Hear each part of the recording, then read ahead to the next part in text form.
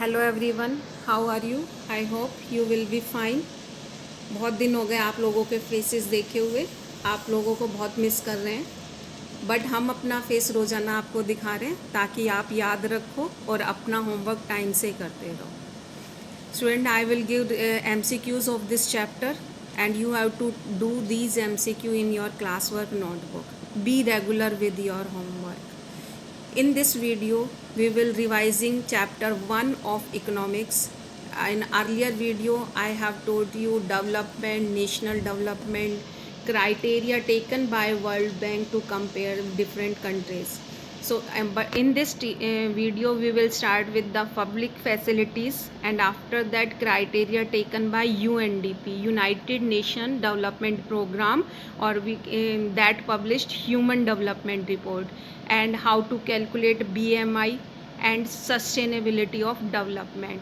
So, let's start with revision of these topics. Let's start revision of next topic, public facilities. In earlier video I have told you about the criteria that is taken by World Bank. Which criteria World Bank has taken, that to compare countries, that is taken per capita income. So but I have told you only per capita income is not enough, and I have given example of 3 states of India, one Maharashtra, second one is Kerala, and third one Bihar. And there was one table also, and you have seen in that table कि महाराष्ट्र की जो पर capita income है that is high than Kerala and Bihar. But if you have seen next table and you have found in that table कि जो महाराष्ट्र है उसके में इन्फेंट मोर्टिलिटी रेट बहुत ज़्यादा है जबकि केरला में कम है। ऐसे ही वहाँ पर जो है लिटरेसी रेट बहुत कम है जो कि केरला में ज़्यादा है। तो only per capita income is not enough, the other thing should be there. तो उसी से आगे हम नेक्स्ट टॉपिक लेते हैं, public facilities. Money in your pocket can not buy all the goods and services that you may need to live well. जो भी पैसा जो है वो सब चीज़ें नहीं खरीद सकता है।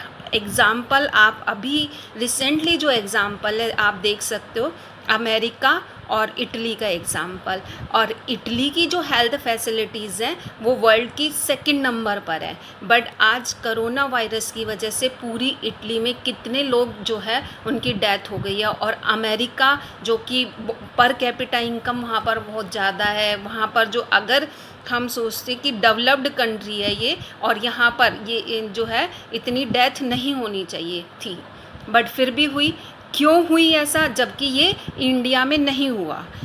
और जो डेवलप्ड कंट्री थे इटली, फ्रांस, स्पेन, इनमें जो है ज़्यादा कैजुअलिटी हुई। इसका कारण क्या था? क्योंकि केवल पैसा ही नहीं है जो सब चीज़ें जो है खरीद सकता है।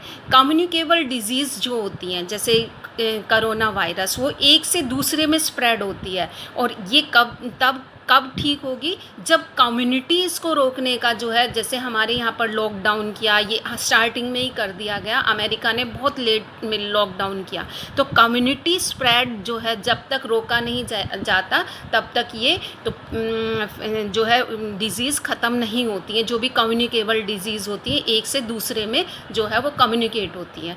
तो ये पैसा जो है वो सब कुछ चीज़ें नहीं खरीद सकता है। जैसे पोल्यूशन फ्री एनवायरनमेंट, पैसा खरीद सकता है क्या पोल्यूशन फ्री एनवायरनमेंट? उसके लिए तो क्या होगा, या जो है उसके लिए तो एफ़र्ट्स करने पड़ेंगे सबको, पूरे कंट्री को जो है। या अनअडल्ट्रेटेड मेडिसिन्स, अब ठीक है बीमार हैं बट हमारे पास जो मेडिसिन्स आ रही हैं वो सारी अनअडल्ट्रेटेड है, यानी कि मिलावटी मेडिसिन्स है, तो उससे हम कैसे ठीक होंगे? तो ये जब तक सब एफ़र्ट्स नहीं करेंगे तब तक जो है ये चीज़ें नहीं होती। यानी कि मान लो आप स्कूल जाना चाहते हो, पर पूरे एरिया में जहाँ आप रहते हो, या किसी विलेज की बात करते हैं, एक विलेज में एक स्टूडेंट स्कूल जाना चाहता है, बाकी नहीं जाना चाहता, तो क्या वो जा पाएगा?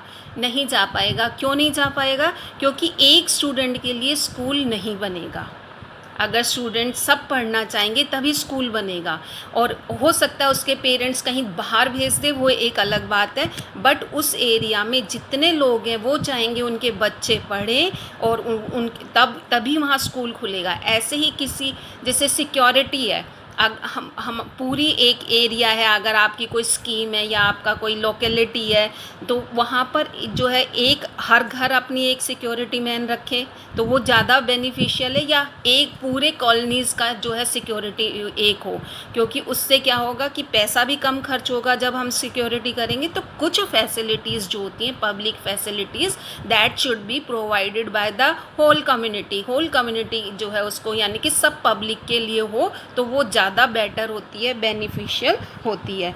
नाउ द नेक्स्ट जो है कि how to calculate the BMI हम कैसे कैलकुलेट करेंगे, ये मैं आपको पहले भी बता चुकी हूँ BMI के बारे में। बॉडी मास इंडेक्स क्या होती है, full form body mass index.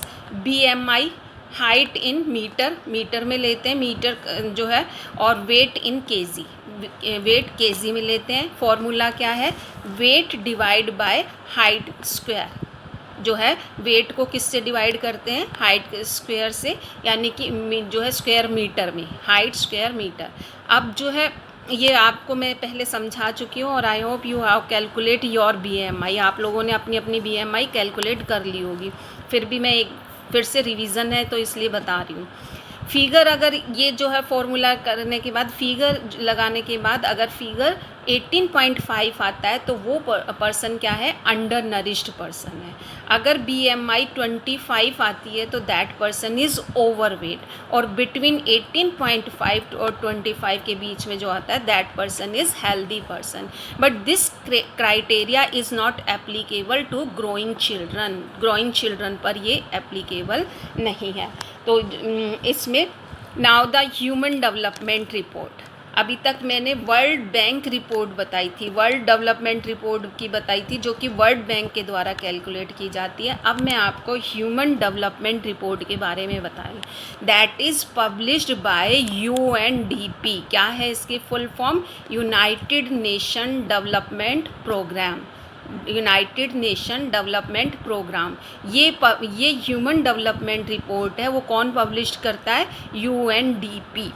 अब इस जैसे वर्ल्ड बैंक ने क्या क्राइटेरिया लिया था किसी कंट्री के कंपेयरिंग का, that is only per capita income, and I have told in that कि पर कैपिटा इनकम में कितने रिच हैं कितने पुअर हैं नहीं पता चलता, कितने हेल्दी पर्सन है ये नहीं पता चलता, तो बहुत सारी कितनी वहाँ की हेल्थ फैसिलिटीज़ कैसी हैं या वहाँ का लिटरेसी रेट कैसा है ये सब नहीं पता चलता है। बट UNDP जो पब्लिश्ड करता है उसमें क्या क्राइटेरिया लेता है, पर capita income, health and education indicators, ये तीनों इंडिकेटर्स लेता है, पर कैपिटा इनकम, हेल्थ इंडिकेटर्स और एजुकेशन इंडिकेटर्स।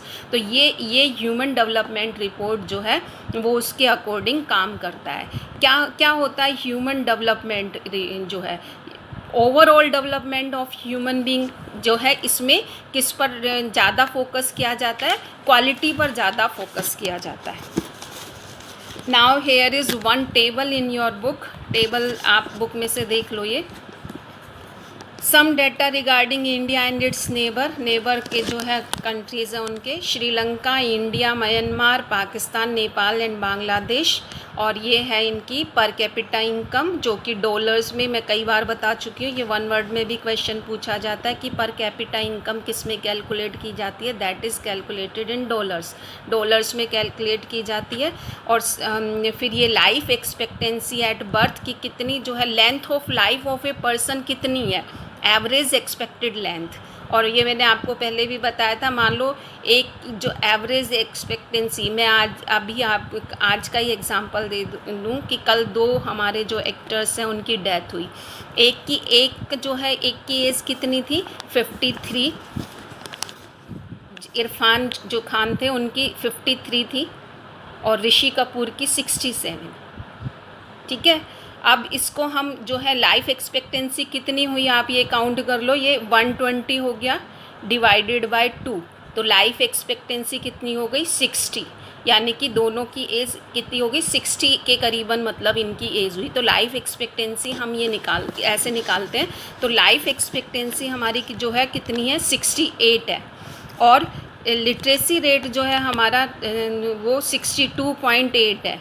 और HDI rank, human index development index, HDI की फुल फॉर्म क्या है, ये भी वन वर्ड का क्वेश्चन है, ह्यूमन डेवलपमेंट इंडेक्स, जो कि 130 है। और ये हम कब का जो है ले रहे हैं, ये डेटाज 2014, ऐसे भी नहीं है ये हमारे बहुत पुराने डेटाज हैं कि हम जो है इसमें, तो 2014 के डेटाज हैं। अब इसमें आप देखो श्रीलंका की, जो कि एक बहुत स्मॉल छोटा सा कंट्री है हमारे जो है साउथ में है, और उसकी और इंडिया इतनी ज़्यादा पॉपुलेशन, इतना जो है उस तब भी हमारी पर कैपिटा इनकम उससे बहुत ज़्यादा कम है। और लाइफ एक्सपेक्टेंसी तो हमारी बांग्लादेश से भी कम है, आप ये देखो। और लिटरेसी में हम बहुत पीछे हैं, यानी कि म्यांमार से भी हम पीछे हैं। और HDI रैंक, ये जो HDI रैंक निकाली है, ये टोटल 188 कंट्रीज़ की निकाली हुई है, जिसमें इंडिया की रैंक आप देखो कितना पीछे हैं हम, 130 है। तो India has to go miles and miles to become a developed country. Developed country बनने के लिए बहुत जो है इंडिया को आगे बढ़ना पड़ेगा। नाउ आपका last topic that is sustainability of development. और ये मैंने आपको ज्योग्राफी में भी पढ़ाया था, व्हाट इज़ सस्टेनेबल डेवलपमेंट, क्या होता है sustainable development, development without harming environment and not to compromise with needs of future generation. Future generation के साथ जो आज रिसोर्सेज हमारे पास है, मान लो अमेरिका एक डेवलप्ड कंट्री है, तो वो चाहेगा ना कि वो अपनी फ्यूचर को भी एज ए डेवलप्ड कंट्री ही आगे दे। ये तो ऑब्वियस सी बात है ना, हर एक को लगेगा इंडिया को डेवलप्ड हो जाए तो आगे हम अपने फ्यूचर को भी जो है फ्यूचर में भी हम ऐसा थोड़ी कि हम फिर पीछे चले जाएं। और रिसोर्सेज अगर हमने सारे यूज़ कर लिए या हमने उनको अच्छा एनवायरनमेंट नहीं दे रहे हैं, हम उनको पोल्यूशन फ्री एनवायरनमेंट नहीं दे रहे हैं, उनको वाटर रिसोर्सेज नहीं दे रहे हैं, तो वो कंट्री पीछे चला जाएगा। तो इसलिए ये कोई नहीं चाहेगा। बट प्रेजेंट जो टाइप ऑफ जो डेवलपमेंट है that is not a sustainable development. अभी जो डेवलपमेंट हो रहा है वो सस्टेनेबल डेवलपमेंट नहीं है। और ये कुछ जैसे अभी आप ये कोरोना वायरस की वजह से आपने देखा है बहुत सारी जो आर्कटिक सर्किल पर जो ओजोन लेयर डिप्लीट हो गई थी हमारी, उसमें बहुत बड़ा होल हो गया था, वो फिल हो गया है। तो यानी कि ये नेचर ने अपने आप उसको जो है हील करने के लिए लगता है कोरोना वायरस जो है यहाँ हो जाए। तो इस तरह के डेवलपमेंट होना चाहिए, क्योंकि हम कोशिश करने के बाद भी ओजोन लेयर हमारी डिप्लीट होती जा रही थी, तो वो डेवलपमेंट होना चाहिए। But that development should be sustainable development. और here is example of two resources. One is groundwater. Groundwater is a renewable resources, that is renewable, that can be replenished after some time, जो कि अपनी जो replenish हो जाती है कि rainfall हुआ, ग्राउंड वाटर हमने यूज़ कर लिया, रेनफॉल हुई, वो वापस से रिप्लेनिश्ड हुआ। But we are using so much ground water कि रिप्लेनिश रेट तो कम है, बट हम इतना सारा उसको यूज़ कर रहे हैं कि वो वापस से रिप्लेनिश नहीं हो पा रहा है। तो ये तो किसकी बात हुई, रिन्यूएबल की, जो रिप्लेनिश हो जाता है उसको ही हम इतना ज़्यादा यूज़ कर रहे हैं कि वो रिप्लेनिश उस रेट में नहीं हो पा रहा है। इसी तरह जो मिनरल्स हैं, minerals that are non renewable, minerals non renewable resources हैं। तो जब रिन्यूएबल रिसोर्सेज ही हमारे डिप्लीट हो रहे हैं, जो कि रिन्यूड हो जाते हैं आफ्टर सम टाइम, तो what about non renewable resources? Non renew क्या होते हैं, they get exhausting after using, use करने के बाद जो है वो ख़त्म हो जाते हैं। They can not be replenished, उनको हम रिप्लेनिश नहीं कर सकते। तो क्या करना चाहिए? We should search out for alternative of these resources. यानी कि मान लो फॉसिल फ्यूल्स हैं तो उसकी जगह हमें सोलर एनर्जी यूज़ करनी चाहिए, विंड एनर्जी यूज़ करनी चाहिए। इफ़ वी वांट, अगर हम चाहते हैं दे सस्टेनेबल डेवलपमेंट, अगर हम सस्टेनेबल डेवलपमेंट चाहते हैं। तो I hope you have understood this topic and this chapter also, and this is your revision of chapter 1 economics. Thank you.